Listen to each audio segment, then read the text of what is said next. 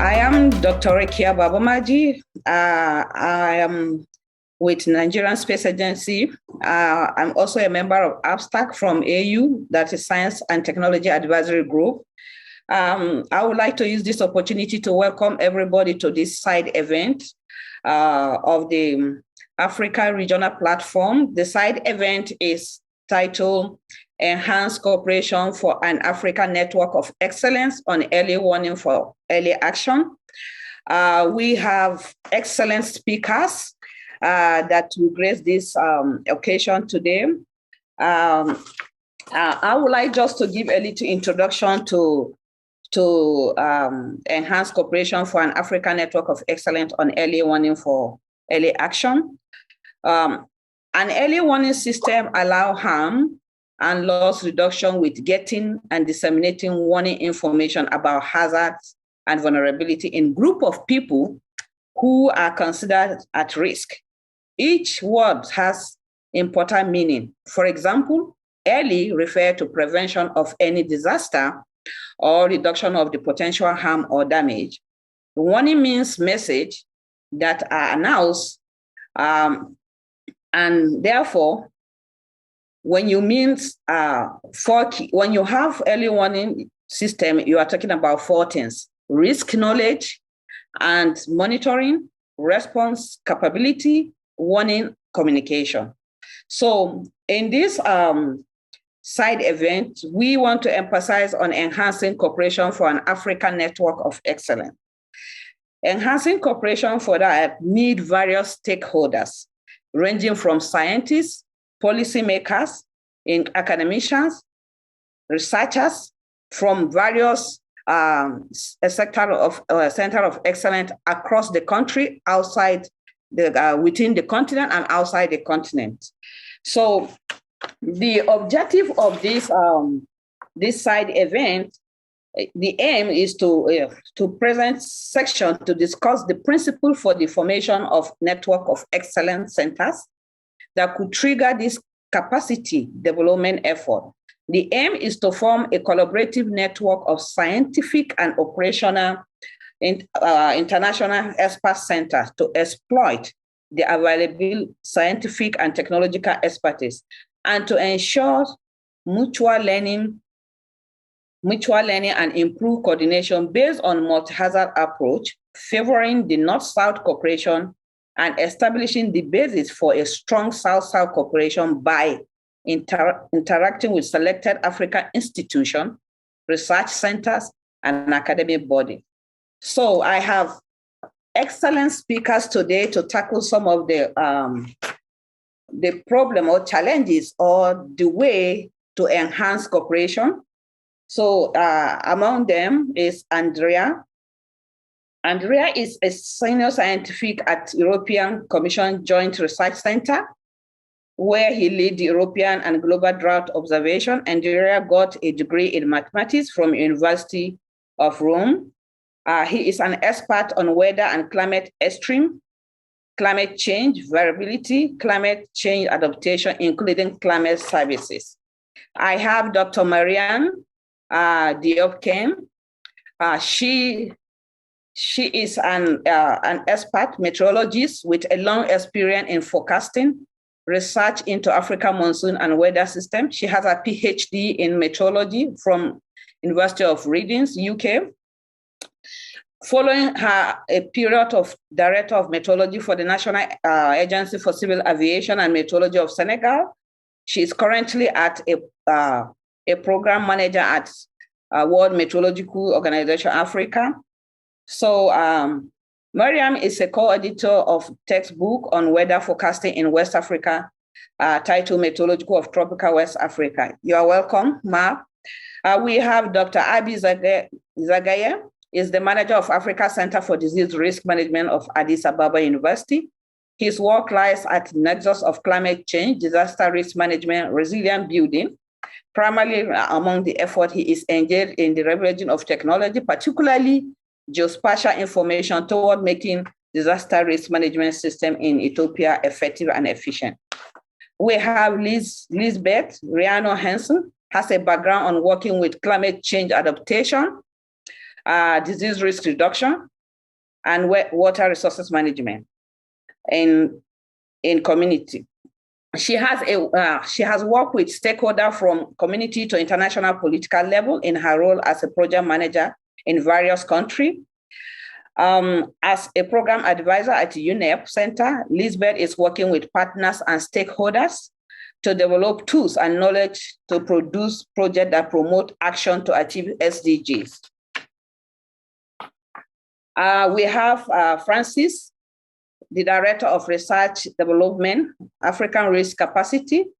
Dr. Francis Kietakire will lead the African Risk Capacity Research and Development Department, ensuring that ARC remain on the cutting edge of global natural disaster risk management. He joined the ARC in 2019. His research activities focus on developing innovation solutions, from early activities focused on developing innovative solutions from early warning to response financing for food and nutrition security and agricultural risk management in developing countries. Dr. Francis had his PhD degree in agricultural sciences from University of Catholic de Lyon and in Belgium. Without further delay, I would like to call upon the first speaker, Andrea Chorici, to please give us an insight to what JRC has been doing and how we can leverage on that to help the early warning system in Africa. Thank you very much for the opportunity and to talk in this important event, but also for the opportunity to share with you what JRC has been doing. I'll try to share my presentation. Let me know if you don't see it. If you have any issues, let me know. So I'm going to provide you a brief overview on the activities of the Joint Research Center of the European Commission in enhancing the climate resilience as well as climate change adaptations through climate services. Of course, this is not a complete overview, but it's going to be important also in the frame of the discussion of this session for the creation, as you said, of a network of excellence, and especially for cooperation and for support.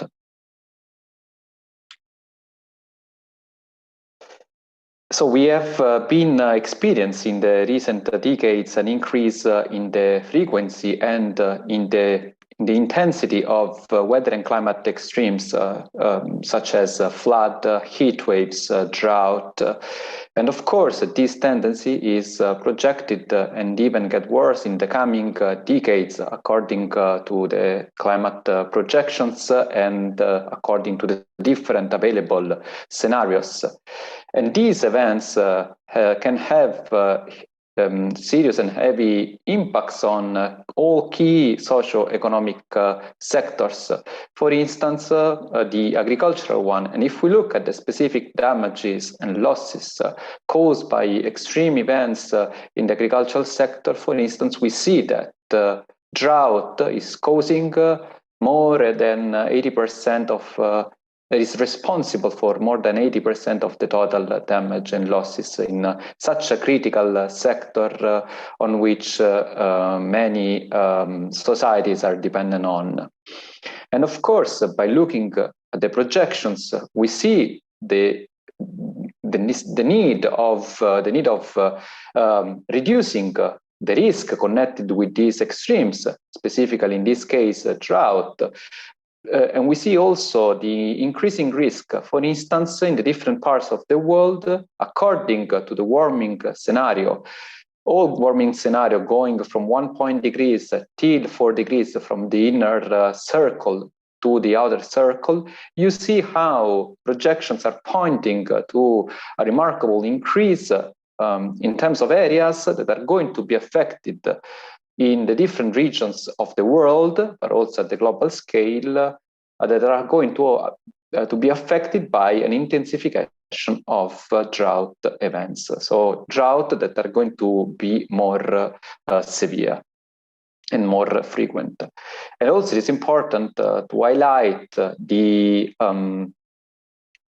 emerging pattern that we are now experiencing, we will experience more often, characterized by concurrent events that are occurring at the global scale in different regions of the world, but also of complex compound events that makes the risk much higher.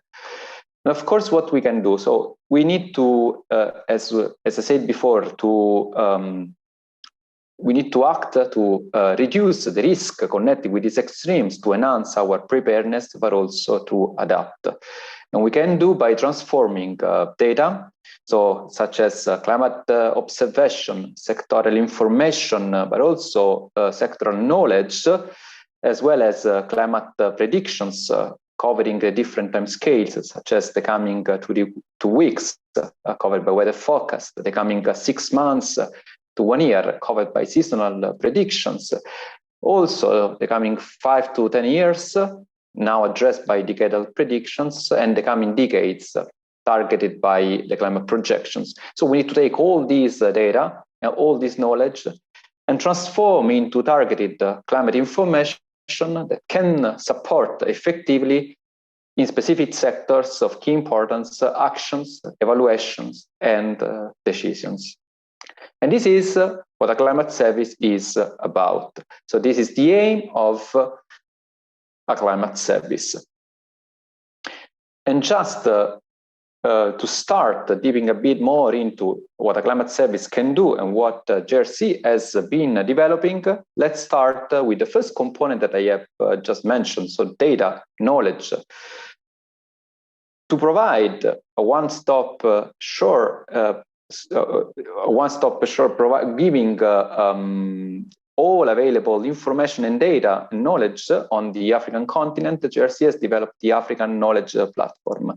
As I said, this is a one-stop store where people can navigate by topic, by sustainable development goal, by country, and they can access to datasets, many datasets, to static and dynamic maps, but also to analytical tools, and have the possibility to create storytelling narratives supported by maps, and also supported by tailored and effective science to policy context. So this is an effort indeed to addressing the first step that is needed by a climate service: data, knowledge.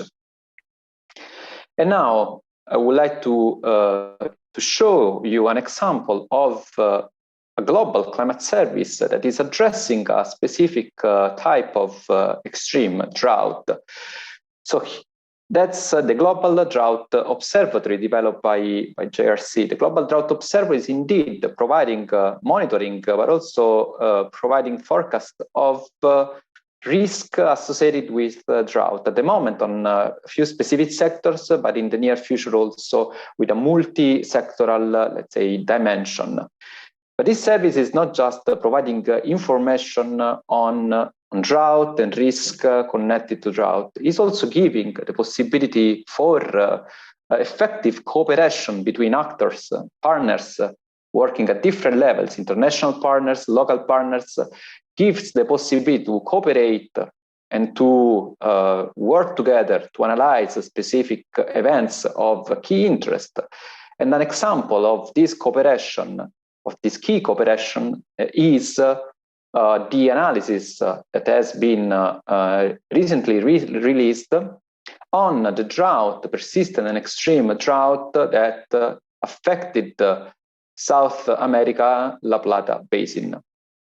And it was indeed a key example of a cooperation between international institutes, European, but also local partners having the knowledge on the specific regions of interest. And such a perfect cooperation indeed is the only way to provide a comprehensive evaluation, understanding and analysis and assessment of complex events.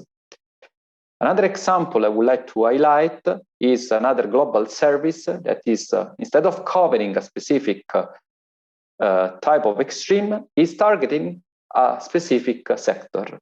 In this case, the sector is the agricultural one, and the service is the ASAP services, anomaly hotspots of agricultural production. The ASAP service is analyzing, monitoring, but also forecasting the risk connected for the agricultural sector connected to losses in agricultural productivity in the main regions of the world. This is a key service complemented also by AFLIS, at the moment available on the African continent, that is looking instead of the growing period at the post-harvest phase. Thus, to analyze also the risk not just connected to the productivity, but also to post-harvest losses. Thus, to provide a comprehensive and very detailed risk evaluation for the agricultural sector in all different regions of the world. But as I said before, a climate services, in order to be effective and to be tailored, must engage users at all different levels, from the national level to the regional, but also local end users. And also it should be able to integrate and make use of local data knowledge. And this is not possible if we don't work towards the enhancement of and the development of regional services. And these are two examples of JRC cooperation and JRC support to the development of a drought system that is called East Africa Drought Watch that has been recently released, and the development of the agricultural monitoring for Eastern Africa. So the first one targeting the risk connected with drought events, the second one targeting the risk of agricultural losses, so connected with the ASAP platform. Of course, the issues and the challenges are still many. So we need to make sure that these climate services are indeed addressing the real needs of end users, as I said, at all different levels, and to make sure that we can integrate such needs. There is a need to enhance what is called the co-design approach in the enhancement and development of improvement of climate services. And this is the scope of a dedicated H2020 project under the EU program that is called Focus Africa. That is that is trying to develop a sustainable and tailored climate services in the Southern Africa development community, addressing the need of key specific sectors, for instance, the agricultural one, using different levels of services, but also addressing different special scales, as well as different uses associated with these special scales. But also there's a need to enhance the existing services and to develop new ones by making sure that we integrate the latest and the about to come scientific developments. And this is the aim and the objective of the other EU H2020 project that I would like to highlight here, the so-called CLINT, Climate Intelligence Project, that is trying to integrate the use of advanced machine learning approaches and algorithms to characterize and to better predict extreme events, thus to improve existing sectoral climate services, such as the ones I have previously mentioned. But also, I'm sorry, Ms. Dr. Andrea, you need to wrap up. Yes. It's the last point. I would like also to provide the last example on an exploratory project carried out by JRC in enhancing existing climate services, such as the Global Drought Observatories, through the use of artificial intelligence. Thank you very much, and looking forward to discuss with you all. Thank you very much, Dr. Andrea. From your point of excellence, you really give us insight the climate services and the global services that we can leverage on and get data and information to enhance cooperation for early warning system. So the next speaker is Dr. Marian Diop.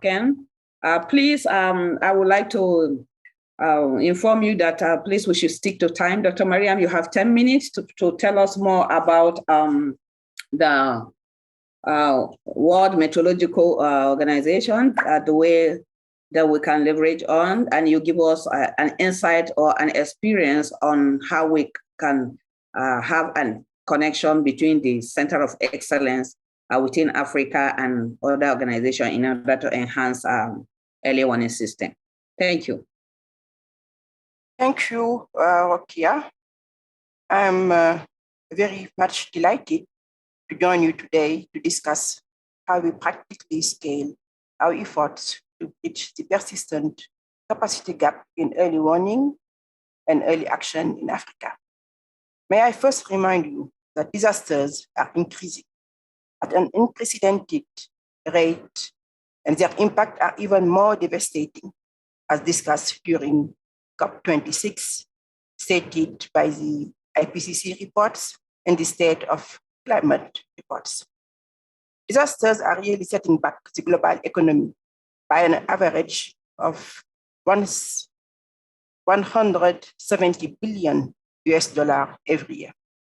So we must adapt to these more and more devastating extreme events, weather, water, and climate events. And a powerful way to do this is through early warning systems.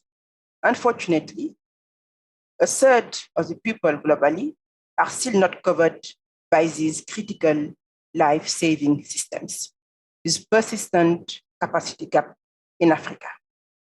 In this regard, we welcome the African Network of Excellence on Early Warning for Early Action. I would like to quickly highlight 4 areas WMO will leverage to contribute to the African Network of Excellence on Early Warning for Early Action. First, UNDR and WMO have jointly launched a Center of Excellence for Climate and Disaster Resilience with an overall goal to drive transformative change to better understand the dynamic nature of systemic risk and support capacities, new structures, and partnership to govern risk in complex, adaptive systems and enable risk-informed decision-making to enhance effective implementation of the Sendai Framework, the Paris Agreement, and the 2030 Agenda for Sustainable Development. So this engagement will scale transformation in impact-based forecasting, which is essential to inform anticipatory action by government, the private sector, and the citizens wherever they are. So this transformation will not only save lives, but it will also save money. We all know now that every dollar invested in risk reduction and prevention can save up to $15 in post-recovery disasters. We also have a network of centers, global centers, GPCs, the regional climate centers, RCCs, the regional specialized meteorological centers, RSMCs, and the national meteorological centers. They all produce information that can be used for early warnings, depending on time scale we are looking for, from years, sub-season, seasonal, weeks to days to hours. My second point will be on a couple of our programs related with water, since the largest tangible impact on climate change, you all know, are through water. The WMO support countries in managing too much or too little water through the associated program on flood management, APFM, and the integrated drought management program, IDMP. So we have a help desk, and through this help desk, we have developed a proposal for the Volta Basin Integrated Flood and Drought Management Project. And now this Volta project has been implemented in many countries, such as Benin, Burkina Faso, Cote d'Ivoire, Ghana, Mali, and Togo. And I would encourage you to use the APFM help desk if you need rapid guidance, capacity building, or start a pilot project. WMO is here to assist. We also have the Flash Flood Guidance System, FFGS. It was designated and developed for interactive use by meteorological and hydrological forecasters throughout the world. Southern Africa Regional FFG is now operationally used in Botswana, Lesotho, Malawi, Mozambique, Namibia, South Africa, which is holding the regional center, Eswatini, Zambia, and Zimbabwe. The West Africa FFGS is under implementation in Burkina Faso, Mali, and Niger. And finally, I will touch on our global multi-hazard alerting system framework and complementary initiatives such as the Climate Risk Early Warning System CRUISE. WMO is working to scale our work and partnership arrangement to enhance access to the best available science and technology to enable high quality and actionable alerts and warning to ensure citizens have access to information and ability to act. We will strengthen our collaboration with colleagues at the UNDRR, ITU, the International Federation of Red Cross and Red Crescents, and others to enhance capabilities of members to distribute authoritative and timely warning using the Common Alerting Protocol (CAP). GMAS will also offer a macro-level lens of global authoritative warnings and information related to high-impact weather, water, ocean, and climate events to support decision-making in taking early action and mitigate impacts of hazardous events. I cannot finish without a note on our European intra-ACP project on climate services that GRC is even working on it, CLIMSA, which is aiming at strengthening our regional climate centers and national meteorological and hydrological services to develop their capacities to produce climate services and early warning products for all users. I will now stop there with really a word of thanks to AUC, UNDRR, the CIMA Foundation for organizing this event, and to all speakers. May I, before I finish, tell you that WMO, we at WMO, we are really committed to enhancing our collaboration to develop a systemic approach for inclusive early warning, early action for all hazard. And I will invite you to join us in launching our GMAS pilot project in Africa early next week in Mozambique, and to our virtual celebration at the World Meteorological Day in March 2022. And the theme will be early warning and early action, hydrometeorological and climate information for disaster risk reduction. To finish, I will go on all of us being united. Together in united efforts, we can deliver on the aspiration of the Paris Agreement, the Sendai Framework, and the United Sustainable Development Goal, and achieve a resilient and just world. Thank you again for your attention. And back to you, Rakia. I think I had kept my time. Thank you very much. Back to you. Thank you, ma'am. This is wonderful because Dr. Miriam gave a lot of talk on different programs that WMO is doing, especially in Africa. She talked about some of the stuff that African can leverage on in terms of early warning and early action, especially where she talked about global multi-hazard early warning system that WMO is working to strengthen a partnership in science and technology with UNDRR and other members to use timely early warning information. Thank you very much, Dr. Mariam. The next speaker now will be Professor Abi. I don't know if Professor Abi is online now. Okay. If Professor Abi is not here, please, can I call on Lisbeth Riano Hansen to please say something about UNDP, what you have that can enhance cooperation between Center of Excellence with respect to early warning and early action. Dr. Lisbeth is 7 minutes, please. Thank you very much. Thank you very much. And thank you for inviting us to speak at this important event. I hope that you can see my screen here without giving away my speaker's notes. Yes, I can see it now. Great.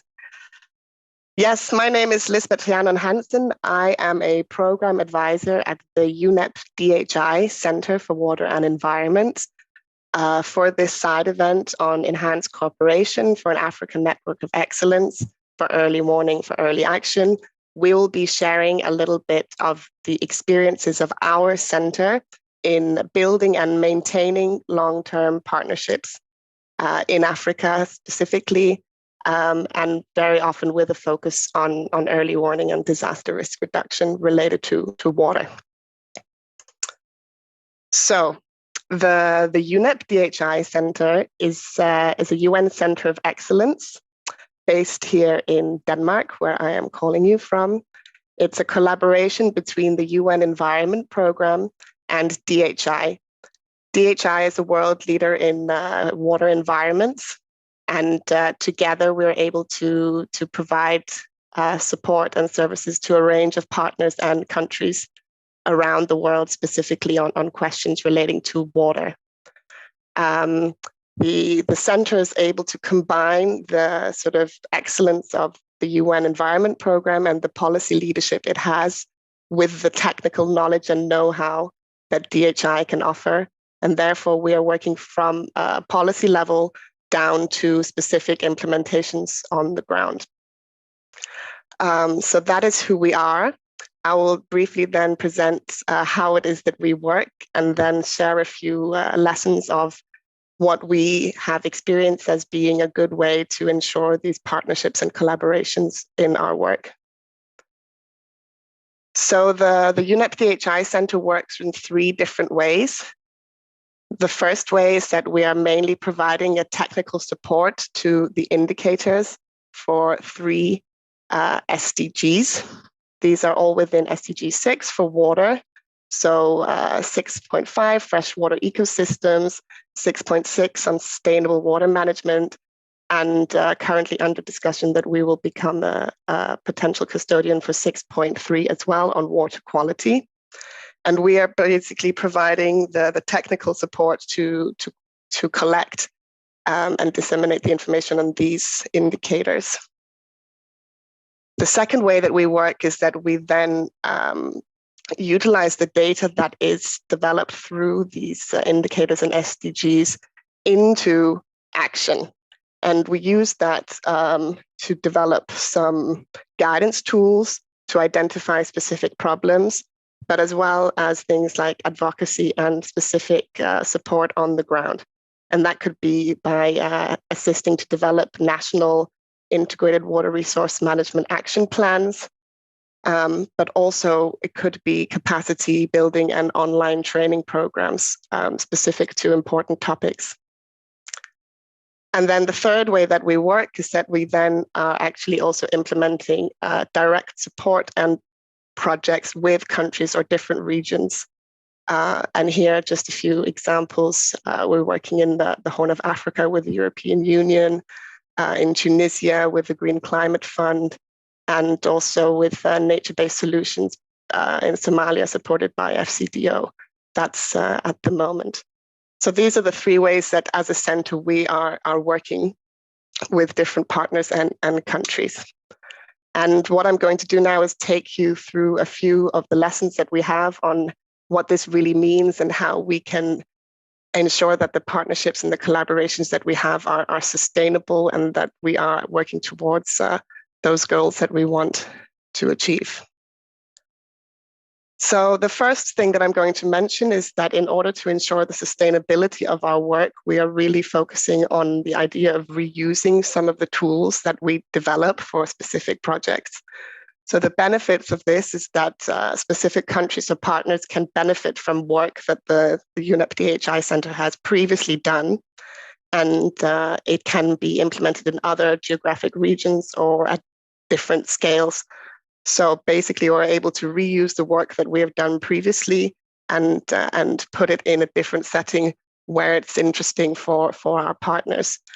And in many cases, like the ones that you can see here, these are tools that are online, which are using data from the cloud that can be freely downloaded and then used by different stakeholders in terms of wanting to do decision-making related to either flood forecasting or water resource planning. So basically everything that we are working on once the project is delivered is not put on a shelf and forgotten about. We try very much to utilize the lessons and the tools learned in different scenarios to ensure that people can get the most out of the work that's being done and developed here. A second point that we've learned is when we are thinking about sustainability of our inputs, we also work a lot with training and capacity building. We do that in two different ways. The first is specifically we have training and capacity in projects. And as many of you here are aware, the last 2 years have presented us with a challenge, and we have had to learn how to work a little bit differently. And we've learned a lot of lessons from that, which we also believe have been quite beneficial because despite the challenges of COVID-19, we've actually been able to find a way of bringing different stakeholders together in hybrid settings or online settings like this conferences itself, which has actually provided the opportunity for more experts to join, more views to be shared, and basically ensured that the training could continue despite the challenge of not being able to physically meet together on the ground. We've also made sure that any trainings that were done were recorded so they can be used for post-training or gone back to again to ensure the sustainability of those things.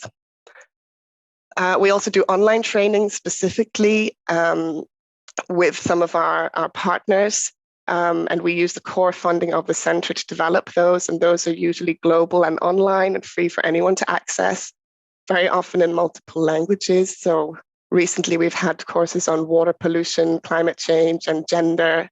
We're currently working with WMO, actually for the IDMP project in the Volta Basin for a course on drought management.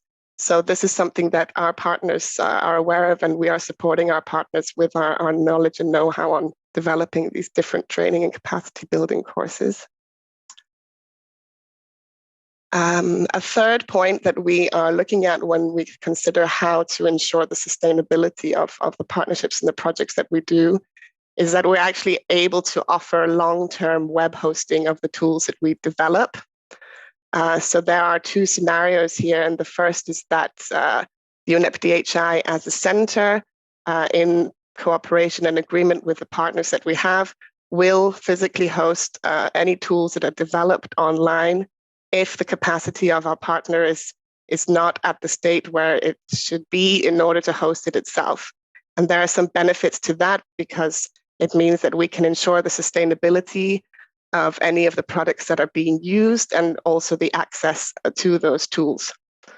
But complementary to that, we're also able and happy to transfer the tools to our partners and collaborators when they are in a position or situation that they are able to host them themselves. And when that does happen, we are ready to support them beyond the the timescale of the projects to ensure that the continuation of the working of that tool and the benefits that can be taken from them. Another point that's important to raise is that we are able to provide our partners and collaborators with ad hoc support when relevant. Since the center is working as a not-for-profit organization, it is possible for us when important issues arise to provide some additional services to our partners and collaborators. And then that is a result of the way that we have been set up and the way that the center functions. So examples of that could be repeating training if they have been specifically successful to ensure that more people are able to take them, or assisting a partner to develop some requests for additional funding, or even providing some advice or answering questions on different technology options for water management and different tools. Finally, something that we always look to include in all of our projects and collaborations is something we call a post-project sustainability plan. This is something that we are considering as a default whenever we work with any of our collaborators. And the idea behind that is to ensure that once a project or agreement comes to an end, that it doesn't just, that's not just the end of it. There's an idea and there's an ownership, not only with the center, but also with our partners and the countries that we're working with, that this work is something that needs to go forward and continue to serve its purpose. And therefore, local ownership and buy-in is really key to the work that we do. And as I mentioned, this goes hand in hand with this sustained technology transfer to ensure that the technologies and the tools that we are developing for decision-making, whether it be early warning systems, are actually taken forward. So those are a few of the lessons that we have learned at the UNEP DHI Center on sustainable collaboration and ensuring that our partnerships are long and fruitful. Thank you very much for your time. Okay, thank you very much, Lisbeth. Dr. Lisbeth has talked about the three-step that UNEP is supporting the partners and centers or countries, among which she's talking about developing a guidance tools to address identified problems such as global wetland water, and also offer water and climate online training. Thank you very much, Dr. Lisbeth. Now we have Dr. Francis. Since Dr. Alexandra is not available for now, we can have you say one or two things in 5 minutes, please, and talk about how we can leverage on ARC to enhance early warning and early action. Thank you, Dr. Francis. Okay, yeah, thank you, Chair. First of all, I would like to apologize for joining lately because I was stuck in another meeting. The African Risk Capacity is a special agency of the African Union, and our main operation is actually to provide insurance mechanism to African countries. But to do so, we have developed the models to estimate the risk, but also to monitor the evolution of the different periods that we are insuring. The 3 periods that we are currently covering with our models are the drought risk, tropical cyclones, and flood risk. For all the 3 periods, we have our in-house models based on the best available science in the field. And the models also are going together with software suites so that people can access them easily. They are integrated in what we call African Risk View platform. Those systems are also deployed in the countries because before the countries can take in insurance, it has first to understand the risk they face, and decide how much risk they want to transfer to the international market. So we do build the capacity in the countries. And even if the country does not take the insurance, they can still use our tools for their own early warning businesses. So that's why I think we are now really making an impact in change, is that we are providing countries actual real tools and functional tools, which are also quite effective, so that they can do their own early warning businesses. Now, what we have learned also is that there are too many initiatives. There are quite many initiatives in Africa going on about the early warning systems. There is a lot of data. If I would say that, for instance, in the area of drought risk, I would say that there is a lot of data and insufficient data and good quality early warning systems. I think it's a matter of actually streamlining these instruments into government processes, into countries' institutions, so that they can really own them and use them. Sometimes we realize that the capacity that they're missing is not necessarily the technical capacity, sometimes more on financial capacity because they're short of staff. On the other side, there are other areas that need really additional development and research, mainly on the flood risk area. I've seen what Lisbeth has presented, but I think that it's mainly about in Asia. But you have still challenge in modeling the flood risk on the continent. The flood risk is much more difficult to assess and also to forecast compared to the drought. So that's where I think there's, if we want to set up a network of centers of excellence, we should focus on the perils and the hazards that are less known, where we have less available data, and where we have more challenge in terms of having accurate forecast and easily available forecast. Because for the flood, there is two issues. One is about the accuracy of the forecast. The second is the amount of processing needed to issue those forecasts. So that's, I think, the area that we should be focusing on. On our side, the African capacity, we are doing our part, our best. We are not going to cover the whole continent of Africa in one batch, but we are starting now with six countries. So we hope to develop slowly, I would say step by step, the capacity to cover all the African countries. I will be stopping there, and I'll be happy to take questions from the audience. Thank you. Okay, thank you very much for all the speakers. Already we only have 7 minutes left in our time. I would just like to say one or two things based on what all the speakers have presented today. Starting from Dr. Andrea. Dr. Andrea gave an insight to climate services and global drought observatory services.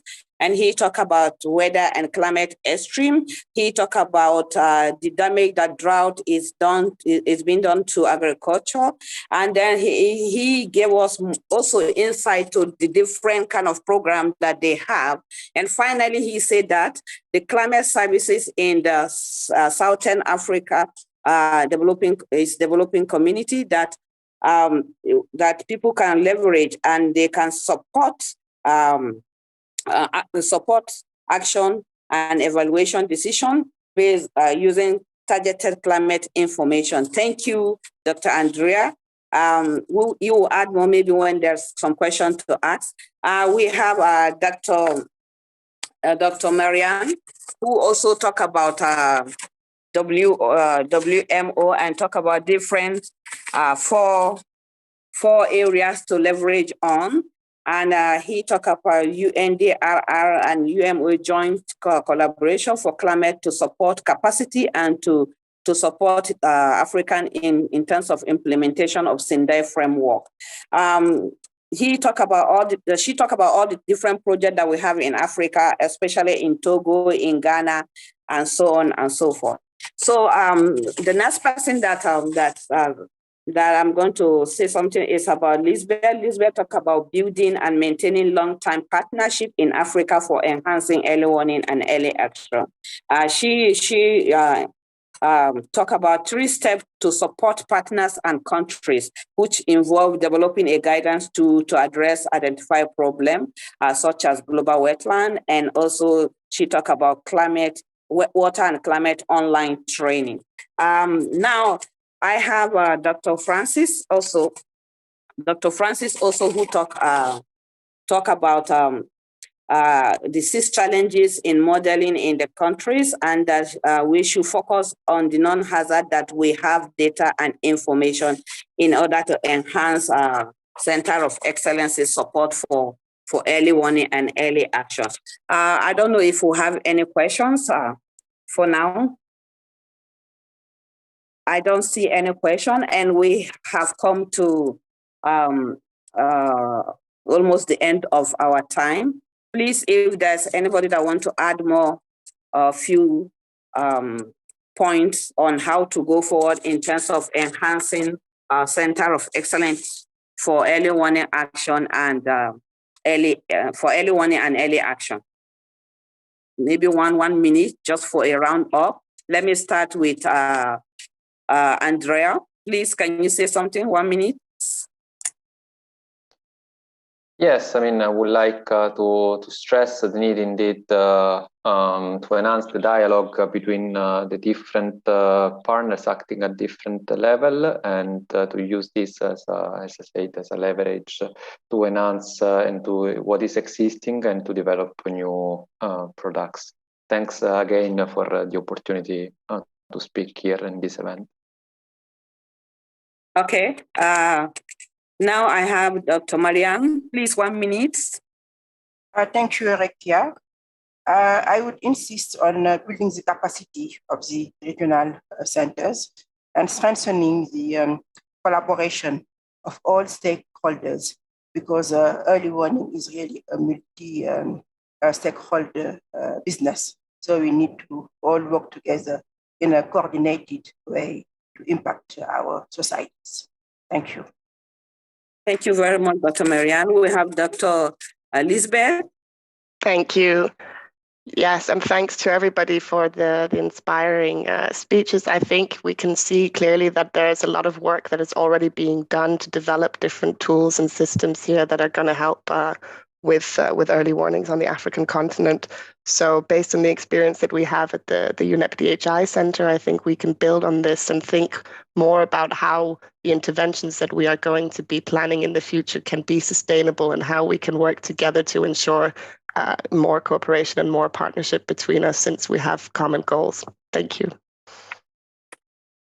Dr. Lisa, before you go, I have a question from audience that what are the mechanisms for stakeholder and country to access UNEP DHI services? Please, in 1 minute. Thank you for the question.